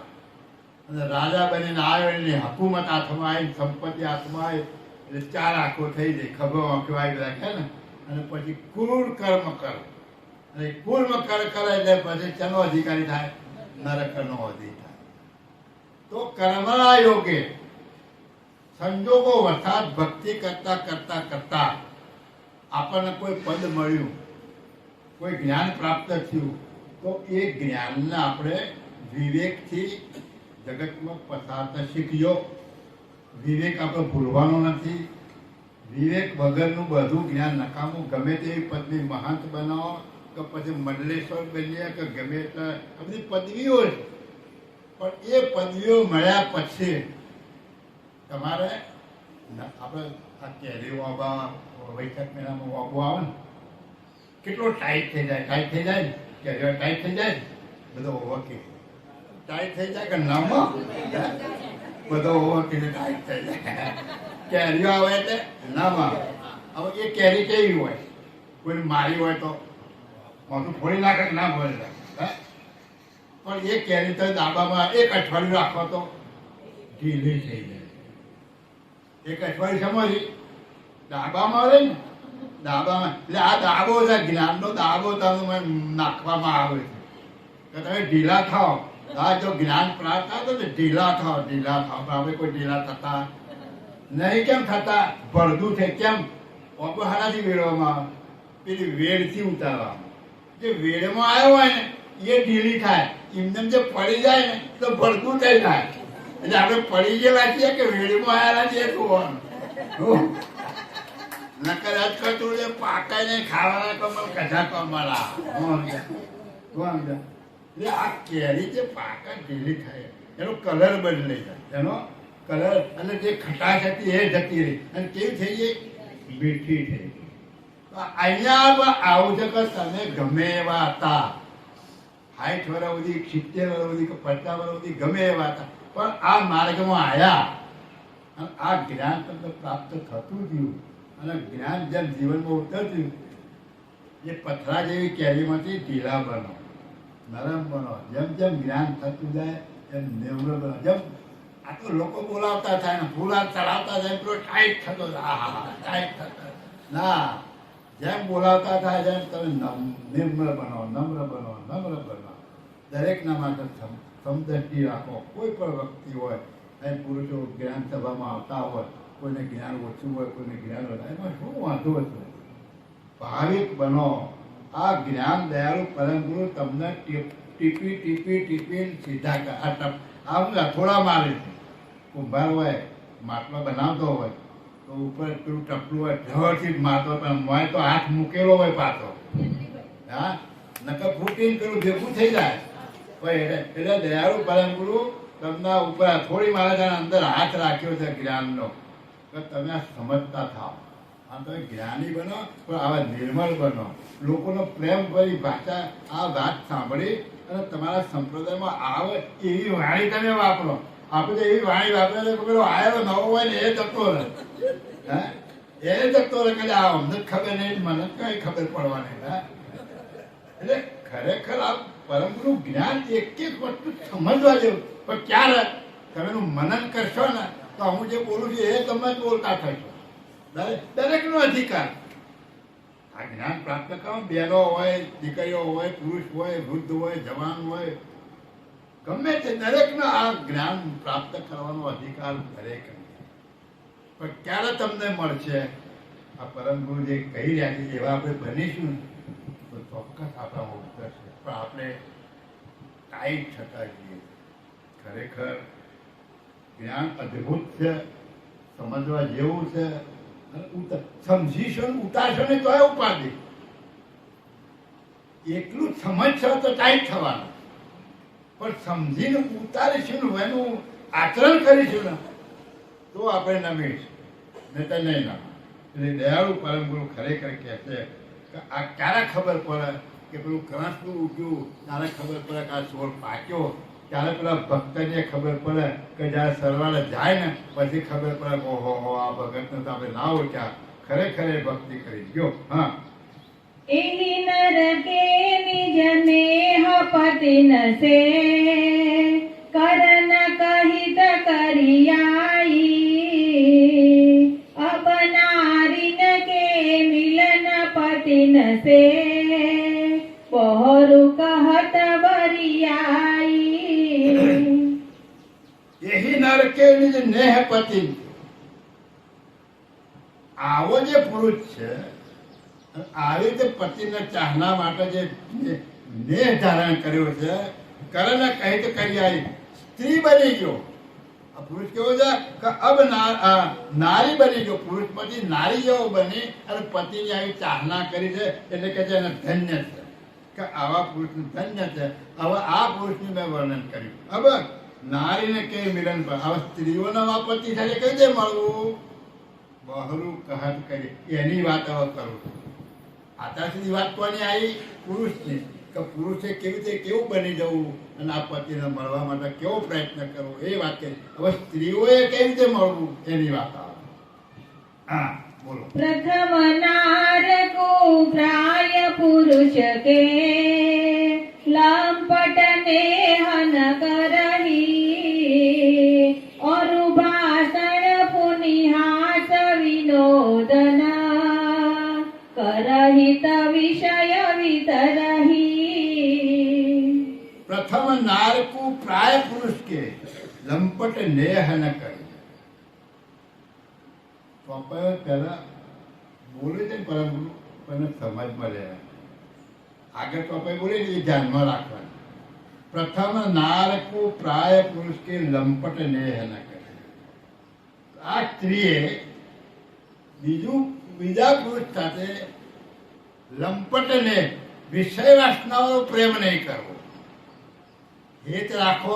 આગળ કહી ગયા ને કે એ બંને સ્ત્રી અને પુરુષ પ્રેમ રાખી દે પણ અંતરનો ભાવ કેવો છે? શુદ્ધ છે. એમ તમે કોઈ પણ પુરુષ સાથે હસો, બોલો, બેસો એનો પણ નેહ કેવો નહીં રાખવાનો? વિષય વાસનાવાળો પ્રેમ એમાં ઉભો નહીં કરવો. એટલે પ્રથમ નારકુ પ્રાય પુરુષ કે લંપટ નેહ ન કરે. દરેકની સાથે જગમાતમાં રહો, બોલો, ચાલો, વ્યવહાર કરો, હસો, કોઈ વાંધો નહીં, પણ કેવો ને વાસનાવાળો પ્રેમ એમાં ઉભો નહીં કરવો જોઈએ. એ તમારે સતત ધ્યાન રાખવું. ઓર ભાષણ કોની હાથ વિનોદન કરે એના વિષય વિના. તમે એની સાથે હસો, બોલો, ભાષણ કરો પણ એ હસવા બોલવામાં અને એ વાતચીત કરવામાં કરે હે તો વિષય વિતરે. એમાં પણ વિષય વાસનાવાળો ભાવ નહીં રાખીને બોલવું. આ સમજનો વિષય છે. નકર કોઈ લઠ્ઠું પકડી લે કે કોઈ પુરુષ હારે જોવું જ નહીં, કોઈ પુરુષ સાથે વાત કરવી જ નહીં, ઘરે આવું લઠ્ઠું પકડાઈ દે તમે તો તમે કઈ જીવી જ ના હતા. તમે ઘરમાંથી બહાર જ ના નીકળી શકો. નીકળાય? બહાર નીકળનારની આ જ પુરુષો હોય તો એ દ્રષ્ટિ જ પુરુષને ઉપર પડવાની છે. હે તો તમે જીવી ના શકો તો આ પરમ પુરુષ તમને શીખવાડે છે કે બધું આ જગત આખું બનાવ્યું છે તમારા માટે જ બનાવ્યું છે, પણ એનો ઉપયોગ કેવો કરવો એ તમે ધ્યાન રાખજો. દરેકની સાથે હસવા બોલો ખરું, પણ એ હસવા બોલવામાં તમારો ભાવ વાસના વાળો ના હોવો. નકર તો તમે બોલવાનું બંધ કરવું પડે, જીવાય જ નહીં. હે એટલે આ જ્ઞાનને સમજવું અઘરું છે. પરમ ગુરુ જે બોલ્યા છે ને એને સમજવા માટે તમે પ્રયત્ન કરો, મનન કરો, તો એક એક વસ્તુ તમને સરળ પડશે. નહીં તો તમને ઘણા એવા મળશે બહાર જ નહીં નીકળવાની. જો તો કરશે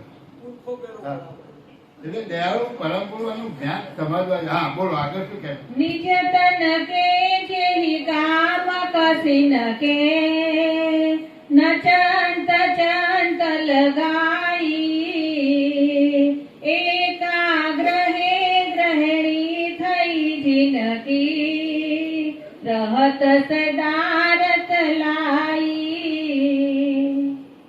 નિજ તન કે જે કામ કસી નથી નતંત તંત લગાય. શું કહ્યું કે નિજ તન કે જે કામ કસી નથી. આ શરીરની જે ઇન્દ્રિયો છે અને એ ઇન્દ્રિયોમાં જે વાસના રૂપી જે ભાવ છે એ ભાવના તું કસી અને સ્થિર કરી દે.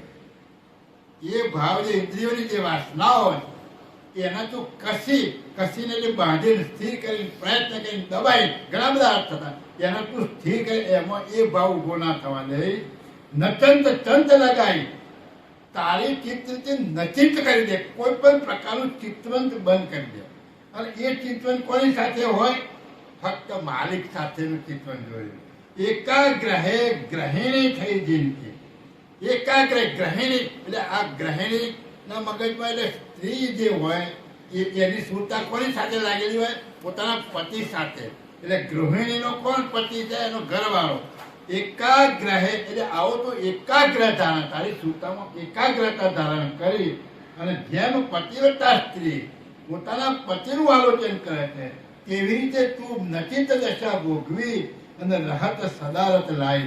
જેમ પતિવ્રતા સ્ત્રી છે એમ તું આ કરતા માલિકની સાથે એકતા કર. કોને કહે છે? સ્ત્રીઓને કહે છે કે જેવી રીતે તારો ભાવ એક પતિ સાથે રહેલો છે એમ આ ભાવને તું આ કરતા માલિકની સાથે જોડજે. હા એહી પરકાર અજાયલ પતસે હવિત સમર્પણ છેલી પીત સંજમ સામ્રથ સરજન સે ઇત ભવ રહી અકેલી. એહી પ્રકાર અજાયલ પતિ હવે તો સમર્પણ છેલ્લી.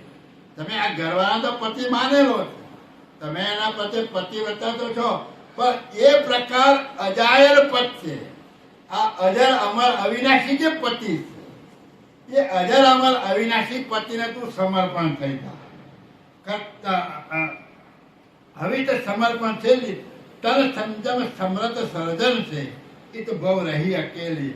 આ સમર્થ સર્જનહાર જે છે, આ દેહના બનાવનાર જે માલિક જે છે એ જે પતિ છે એ અંતે તારો મેળાપ એની સાથે કરવાનો છે. એ તો ભવ રહી અકેલી. આ ભવમાં આ પતિ સિવાય મારું બીજું કોઈ નથી એવો ભાવ તું આ સર્જનહાર માલિક સાથે રાખજે. આ બહેનોને કહેવામાં આવે. તબ ન રહી આલંબન કોકી કરતા બિના કંચિત હી એક અખંડિત નેહ નિરંતર ભવ ભર કહો નમિત હી. તબ ન રહી આલંબન કોકી કરતા વિનય કે એટલે તારામાં કોઈ પણ પ્રકારનું આલંબન કરવાનો વિચાર તને આવશે. એક કરતા વિના કંચ, એક માલિક સિવાય કિંચિત માત્ર તારામાં કોઈ પણ પ્રકારનો વિચાર નહીં આવે. એક અખંડિત નેહ નિરંતર ભવભર કહો ન મિતિ. આ જગતની અંદર એક અખંડ સર્જનહાર માલિક છે, જેણે આ જગતની રચના કરી છે. એ જ મારો મિત એટલે મારો યાર છે, એ જ મારો પતિ છે. ભવભર કહો ન મિતિ. આ જગતની અંદર આના સિવાય મારો કોઈ પતિ નથી, મારો કોઈ ચાહનાવાળો નથી, ફક્ત મારો માલિક એક જ છે. આવું સમજી અને તું એ માલિક ઉપર પ્રેમ રાખજે. હા. ગદ ગદ કંઠ રહત હર સાલના, અહંગનાર નહીં ભાનો, રસ બસ રલિત હવિત નેહતના, નહીં ન પુરુષ અભિમાનો. ગદગદ કંઠ રહત હર સાલ, આવી રીતે ગદગદ થઈ અને આવો ભાવ જે રાખી, અહંગ નાર નહીં ભાનું, એનો ભાવ જે છે એ બીજા ઉપર કોઈના પર રાખીને અહંગ ભાવે તું ગદગદ કંઠી થઈ, હંમેશા રસબસ રલિત હવિત ને આ ભક્તિમાં તું રસબસ બની જા. આ શરીરમાં તું પ્રેમ એવો ઉભો કર કે આ નિજ પતિના સાથે મારે એકતા કરવી છે. એને પ્રાપ્ત કરવા માટે જ તું એના ગમની અંદર તું રહેવાનું પસંદ કરજે, નહીં ને પુરુષ અભિમાનનું. અત્યારે હાલ તારો પર જે પુરુષ છે એ પુરુષ સંપત્તિવાન હોય, જ્ઞાની હોય, પણ એનું અભિમાન તું ધારણ ના કર. એ પતિ તો તારો છે સંસારમાં, પણ એનું અભિમાન તું ધારણ ના કરે. તું અભિમાન આ પતિનું ધારણ કરજે કે આ પતિ સિવાય મારો સાચો પતિ બીજો કોઈ છે, આ તો સંસારનો છે. આ મને ખોડિયું મળ્યું છે, આ જીવન મને મળ્યું છે, જ્યાં સુધી આ શરીરમાં મારો પ્રાણ રહેશે ત્યાં સુધીનો સંબંધ આ પતિ સાથે છે.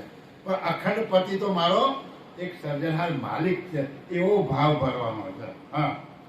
પવિત વેદ નિજ અંશ હંગમમાં, જેહી જિન કે હુત સરજે, એ ભવ કે ઉર ઈષ્ટન રાચિત, કરતા વિનાય અપરજે.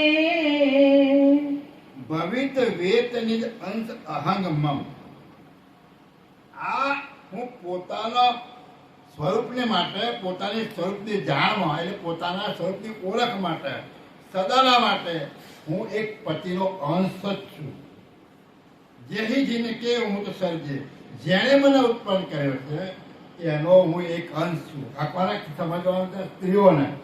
આ સર્જનહાર માલિકનો એક અંશ જ છું હું, એક અંશ છું. એ ભવ કે ઈષ્ટ ઉર રચિત કરતા વિના, આ જગત આ સર્જનહાર માલિકે બીજા કોઈ ઉત્પન્ન કરેલું નથી. અને જેણે આ જગત ઉત્પન્ન કર્યું છે એ જ મારો સર્જનહાર માલિક છે. કરતા વિનાય અપર છે. આ કરતા સિવાય કોઈ મારા હૃદયમાં સ્થાન રહી શકે એમ નથી. આ જ કરતા માલિક છે અને એની જ સાથે મારે એકતા કરવાની છે. આવો ભાવ, આવો અહંગ આપણા પોતાની અંદર ધારવાનો. હા. એકાએક આરાધન અનિનરત, ગતિમત સુગડ સયાની, અતિ અથાહ થાહ કરતા નિજ, તદી પરિજે ઉર આની. એકાએક આરાધ અનિનરત.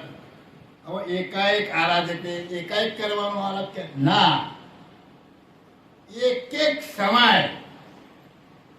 એક પણ સમય અખંડ એકાએક એક પણ સમય ગુમાયા સિવાય એની આરાધના કરવાની. એકાએક આરાધ અનિન રથ. તારામાં રથ એટલે ભાવ, એવો અનિન ભાવ હોવો જોઈએ કે આ પતિને જ મારા મળવું છે. ગતિમત સુગર સહાની, આવી ગતિ પ્રાપ્ત કરી અને સુગર એટલે સહાની સજ્જન રીતે પતિવ્રતા તરીકે તું આ રીતે નારી બને આ ભાવ પતિનો ધારણ કરે. અતિ અથા થાહ કરતા ને, આ કરતા માલિકનો થાહ પામી શકાય એવા નથી. એવા મારા પતિ છે. હે સર્જનહાર માલિક, તમારો થાહ પામી શકાય નહીં એવા તમે છો.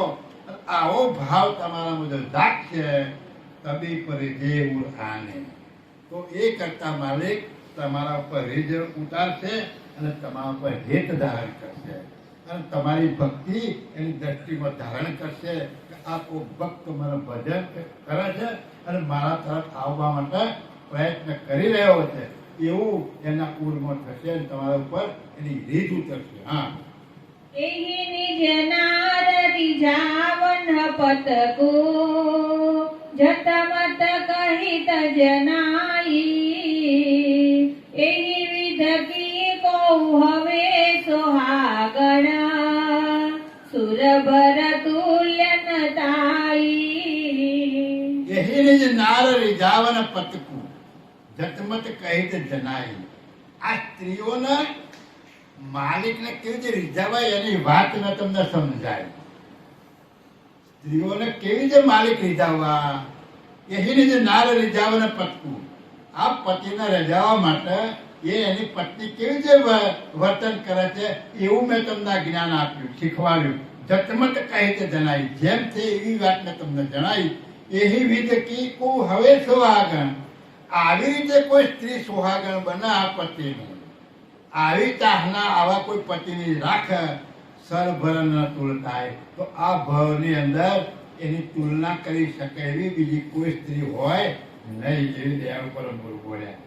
આ જે મેં તમને રીત બતાવી પતિ સાથે એકતા કરવા માટે કેવી રીતે રહેવું ને કેવો ભાવ ઉભો કરવો, અને આવો ભાવ જો તમે ઉભા કરશો તો પેલા આપણે નહીં ભજનમાં ગાતા કે મેં તો પતિ મારા ધારા કરવા અવિનાશ એવું કંઈક બોલે છે ને, બોલજો આવડે। મેં તો પરમ ગુરુ પતિ સાથે પ્રીત લડી જોડી રે, હે માથે પતિ હતા મનાદીક નાખ્યા તે મોડી રે, મારે પૂર્વે જન્મનો નાતો નાથે સ્વીકાર્યું રે।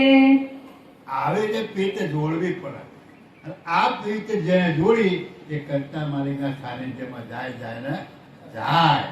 આ કોના વચનો છે? દયાળુ પરમ ગુરુ આપણને શીખવાડવા આવ્યા છે કે તારે કેવી રીતે ભક્તિ કરવી, સ્ત્રીને કેવી રીતે ભક્તિ કરવી, પુરુષને કેવી રીતે ભક્તિ કરવી, કેવી રીતે રહેણીમાં રહેવું, કેવું આચરણ કરવું, કેવા નિયમો પાળવા, સમાજમાં કેમ રહેવું, કેવી સમાજ દ્રષ્ટિ, આ બધું આપણને જ્ઞાન દ્વારા શીખવાડે। તો આપણી સમજમાં ના આવે તો પરમ ગુરુનું જ્ઞાન ઊંચું ના, આ બધું તમે શીખી તૈયાર થશો ને તો એ ઊંચા જ્ઞાનની લોકોને પછી ખબર પડશે કે ઓહો આપણે એમને ઓળખી શકતા નથી, પણ આ પરમ ગુરુએ જે આપણને શીખવાડ્યું એ રીતે બધો જ વ્યવહાર જો આપણે કરીશું તો જગતમાં આપણો જ્ઞાનનો ઉદય થયા વગર રહેશે નહીં। હા, સુરતો સકલ વિહાર વિલાસિક હવે તો નિજ પતિવંતો, પણ કરતાર પુરંજન પરમિત તેહી લખ નહીં ગતિવંતો। સુર તો સકલ વિહાર વિરાજ। હવે જો આવા પતિને મૂકી અને જો તમે દેવોની ભક્તિ કરો તો શું કહે છે કે સુર તો સકલ વિહાર વિલાસી। દેવો તો બધા વિલાસ વાળા છે, દેવો તો બધા વિલાસ વાળા છે। હવે તો નિજ પતિવંતું, તો તમે તો નિજ પતિની ભાવના વાળા છો, અને પેલા બધા કેવા છે? વિલાસિક છે। તમે પંચાંગ વાંચજો એમનામાં રજોગુણના ભાવ કેવા મૂક્યા છે, એટલે બધું આપણે કથામાં નથી કહેતા, તમે જોઈ લેજો। એટલે એ બધા વિલાસિક છે, અને આ તો હવે તો નિજ પતિવંત, આપણે નિજ પતિની ભાવના વાળા, પણ કરતાર પુરંજન પરમિત। એટલે આ કરતા માલિક તો જે છે એ દેવોથી પર રહેલા, આ પતિ એનાથી પર, તે હિલક અહી ગતિવંતુ। આવો જે પ્રેમ ધારણ કરતા હોય અને આવી રીતે જે રહેતા હોય એમને આ પ્રાપ્ત કરવાનો જે લક્ષ્ય છે એ ગતિ આ દેવલોકો પાસે નથી। આ માલિકને પ્રાપ્ત કરવા માટે એમની પાસે ગતિ નથી, પણ આ ગતિ આ લક્ષ્ય કોણ આપે છે? દયાળુ પરમ ગુરુ આ લક્ષ્ય આપવા માટે આવે। હા, સુર કી સાંચ કમાય અહિન કી ભૂગતે ભય ગસ બેહી, બિન સતસંગ આદ્ય સરજન કી કૌન લહે કબેહી। સુર કી સંત કમાઈ અહીં ભોગતે ભાય થવે। હવે આ દેવોની તમે ભજન કરશો, દેવોની ભક્તિ કરશો તો તમને શું મળશે? એનું ફળ મળશે। અને એ ફળ ક્યાં ભોગવવું પડશે? એને જ ભોગવવાનું આવશે પાપ. દેવોની ભક્તિ કરવાથી ફળ મળે અને એ ફળ ભોગવવા માટે જન્મ ધારણ કરવો પડે. એટલે ભોગતે ભાગ ખબે, એટલે આ ભાગના બળે તમે ભોગવો છો ખરા, પણ કે છે બિન સત્સંગ આજ સર્જન કી કોન લહે કબે. પણ આ જન્મ મરણનો ફેરો ટાળવા માટે, આ ફળ ભોગવવા માટે ના આવવું પડે. આ કર્તા માલિકની ભક્તિમાં ફળ રૂપે શું મળે? જન્મ મરણના ફેરા બંધ થાય એ મળે. સુખ સંપત્તિના ઢગલા ના મળે. આગળ પેલામાં કહ્યું કોઈ આવી આશાવાળા તો અહીંથી ઉઠી જજો. મારી પાસે તો મુક્તિનો માર્ગ છે, મુક્તિનો સત્સંગ મળશે તમને. સંપત્તિ મળે એવું આ જ્ઞાન નથી, તમને મુક્તિ મળે એવું જ્ઞાન છે. એટલે દયાળુ બરાબર જોયું કે આ તો સર્જનહાર પ્રાપ્ત કરવાના છે. એટલે ત્યાં દેવલોકમાં સત્સંગ નથી, ત્યાં કોઈ સત્સંગ કરી શકે એવા નથી, અને સત્સંગ કરી શકે એવી ગતિ પણ નથી. કારણ કે એ બધા ચલિત દેવો છે, સમજ્યા? એ સ્થિર રહી શકે એવા નથી. એટલે સત્સંગ ત્યાં નથી. સત્સંગ તો અહીંયા મૃત્યુ લોક ઉપર જ છે, બીજા કોઈ સત્સંગ નથી. આ સત્સંગ દ્વારા આ જ્ઞાન પ્રાપ્ત થાય, અને પેલા લોકોને સત્સંગ મળતો નથી. એટલે આ કર્તા માલિકનું જ્ઞાન એમને પ્રાપ્ત થઈ શકતું નથી. હા, જો ભોજન ભાજન में भरितवा परिपक्वान समेतो जिमत जिमत घटी जावत संचित जिमेन नवीन भवेतो. આ બધો ફળ કેવો મળે તમારે? જે બીજી ઉપાસનાઓ કરે એવો ફળ મળે કે જો ભોજન ભાજન મેં ભરી હવે જમવા બેઠા અને થાળી પીરસીને કોઈ મૂકી ગયો, એ થાળીમાં બધું ભરેલું છે, પણ તમે ખાવા બેઠા ખાતા ખાતા બીજું ઉમેરાવાનું છે, ખાઈ લેવાનું. જો બીજું ઉમેરાય તો તમે ખાઓ ને, બીજું ના ઉમેરા તો ખાઓ, થાય ને? એટલે એમ કહેતા કે જેમ પાત્રમાં ભોજન પકવાન થઈ પીરસ્યું હોય ખરું, પણ જમતા જમતા ઘટી જાય, જમતા જમતા ઘટી જાય. એટલે એમાં નવીન એમાં થાળીમાંથી નવું કોઈ આવે નહીં. એ વાત પૂરી થઈ જાય. એટલે જ જમત જમત ઘટી જાવ સંતિ ધીમે નવીન. એટલે નવું કઈ આવતું નથી. એટલે કર્મ બધા એવા છે કે એક કર્મ તમે કરશો અને એનું ફળ ભોગવો છો, એટલે ફળ ભોગવતા ભોગવતા ભોગવતા જેમ થાળીમાં અનાજ થઈ રહ્યું, રોટલા ને શાક દાળ ને ભાત થઈ રહ્યું, એમાં અમાય થઈ રહ્યું. પછી નવું બનાવવું પડે, પાછું કર્મ નવું કરવું પડે. એટલે આ કર્મ કરવાનો રેટ તમારો કોઈ દાડો બંધ થાય નહીં. હા, देव कमाई सोजर जो गुण की भाजन भवित भवेसु भुगत भुगत क्षीण होय सकल रदा तहा नव होय नवेसु. એટલે કહે કે દેવ કમાઈ સોજ રજો ગુણ કી. એટલે આ દેવોની કમાણી કેવી છે? રજોગુણ વાસનાઓ જેવી. ભાજન ભવિત ભવે એટલું જેમ પેલામાં ભર્યું છે ભાષણમાં, અને ખાતા ખાતા ખૂટી જાય એમ આ બધે ખૂટી જવાનું. ભૂગત ભૂગત ક્ષીણ હોય શકર ને, એટલે ભોગવતા ભોગવતા બધું ક્ષીણ થઈ જાય. હવે આ તમારું શરીર છે અને બધા તત્વોની પોખણી કરી છે. હવે 80-90 વર્ષ થાય પછી એકાઈમાં શક્તિ ના ખરી? 25 વર્ષ જેવી શક્તિ લાગી બધી એકાઈમાં આવો ખરી? બધું ખૂટી ગયું, ખતમ થઈ ગયું. હવે નવરા થઈ ગયા તમે. હા, હવે તો ઉપર જવાનો વારો આવી ગયો. તો સમજવા જેવી વાત છે. તમને પાત્ર ભરીને મોકલી દીધું હોય અને આખી જિંદગી ભોગવી ભોગવી ભોગવી ભોગવી અને નવરા થઈ જાઓ, કશું રહ્યું નહીં. એટલે કહે છે કે ભૂગત ભૂગત છે હોય શકર તહાનો હોય ને. હવે નવી કઈ પુરાય, ગમે એટલી ગોળીઓ ખાઓ, ગમે એવા તમે નવું લોહી બને કે ગમે એવું કોઈ ના મેળ પડે. હે, એક બધું દવા કોઈ તૂટી જાય પછી થાય નહીં.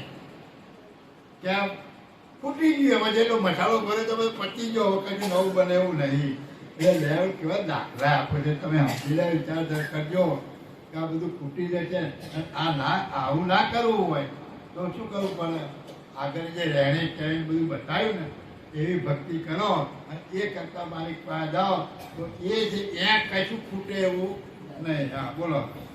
દેવ મહી દુર્લભ એહી ગતિયા નિજ પતિ પરમ પયાનો રજતમ કી કરણી કરસાનકા તાલ ગતિ ન કે ભાનો. એટલે દેવ મહી દુર્લભ એ ગત્યા નિજ પતિ પરંપરાનો. એટલે દેવોમાં પણ પતિ માલિકને મળવાની ગતિ પ્રાપ્ત કરવાનું જ્ઞાન ત્યાં નથી. દુર્લભ છે આ ગતિ મળવી, દુર્લભ છે. એમના માટે મુશ્કેલ છે. રજ તમકી કરણી કરસાનક. આ રજો તમો ગુણની જે કરણી છે તમને આપી છે એ ક્યાં સુધી તમે એને ભોગવો ત્યાં સુધીની જ છે. તહાં લગ ચિનકે ભાન. અને એ સુધીનું જ એમનું ભાન છે પાછું. એમનું આ દેવન ભાન ક્યાં સુધીનું છે? ત્યાં સુધીનું જ ભાન છે. એનાથી આગળનું ભાન એ લોકોને છે. હકીકત સત્સંગ મળતો નથી. હા. તેરી માટે એહી ભવ ભામનિયા નિજ પતિ જાનન ભેવો અહો દાન્ય તિનકી સર ભર કે દીર્ઘ નહીં કોઈ દેવો. તેહી માટે બહુ ભામીની આ નિજપતિ જાનન વેવું. એટલે આ જગતની જે આ મેં જે વર્ણન કર્યું એવી જે સ્ત્રીઓ છે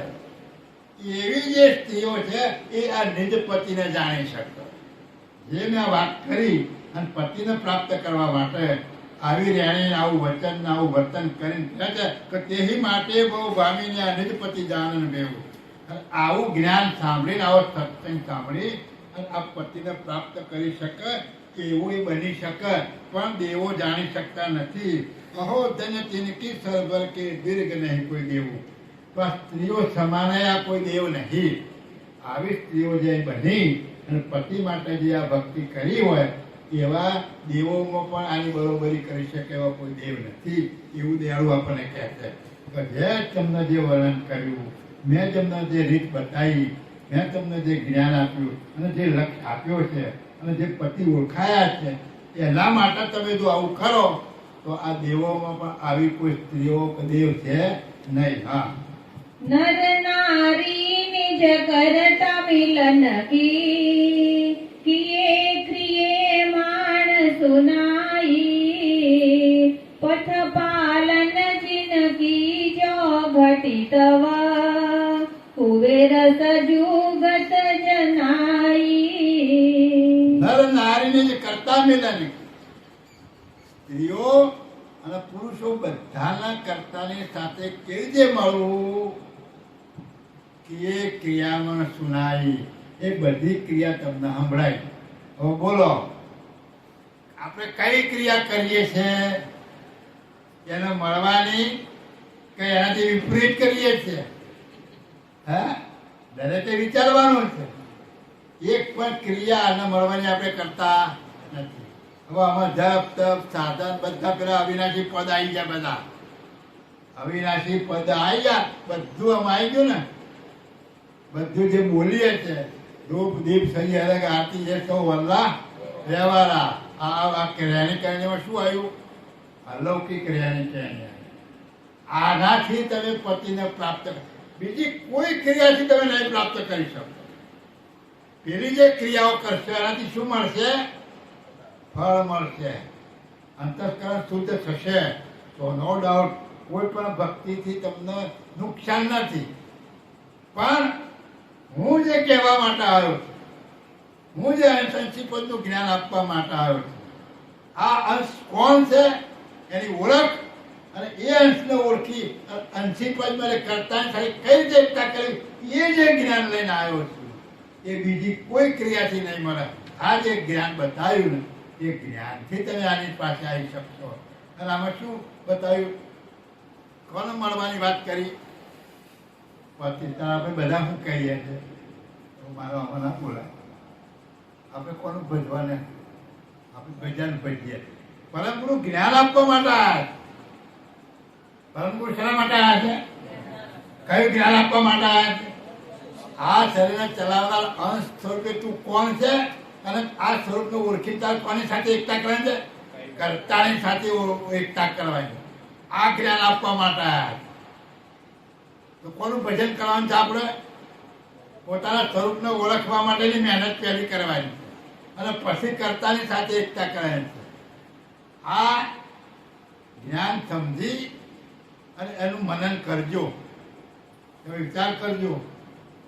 પરમ ગુરુના પહેલા કગરો. તમે ગમે તે ઉપાસના કરતા હોય ત્યારે પહેલા વંદન પરમ ગુરુને કરો. કેમ કે એ જ્ઞાન લઈને આવ્યા, એના જ્ઞાનથી તૈયાર કરવાનું છે આપણે. એટલે પ્રથમ નમન પરમ ગુરુના. ખરેખર ધન્ય છે દયાળુ કે તમે કૈવલ ધામમાં એ આનંદ મૂકી અને અમને છોડાવવા માટે કૈવલનો હુકમ લઈને આવ્યા છો. હવે તમે આવ્યા છો તો તમને આજીજી કરીને વંદન કરું છું અને તમે ગતિમતી આપજો અને એ ગતિમતી એવી આપો કે તમારા વચનોનું હું પાલન કરી શકું, તમારા વચનો પ્રમાણે હું રહી શકું, તમારા વચનો પ્રમાણે એક મહેનત કરી અને હું મારા સ્વરૂપે થઈ શકું. એવી દયાળુ પરમ ગુરુ મારા ઉપર મહેરબાની કરજો, મને ગતિ આપજો અને એ હું સ્વરૂપે થઈ અને કરતા માલિકી એકતા કરી શકું એવું પ્રથમ પરમ ગુરુનું વંદન કરી અને પછી આ બધી ક્રિયાઓમાં તમે રસબસ રહેશો તો સ્વરૂપે થઈ અને કરતા માલિકની એકતા થશે. બાકી બહુ અઘરું છે. જીવત કરુણા સાગર ભગવાન કી જય. કૈવલધામ કી જય. નરસિંહ મહારાજ કી જય. નરસિંહ મહારાજ કી જય. સંતન કી જય. ગુરુવારી શાસ્ત્રાપુરી કી જય. તથા પૂર્ણાવતી ગાય.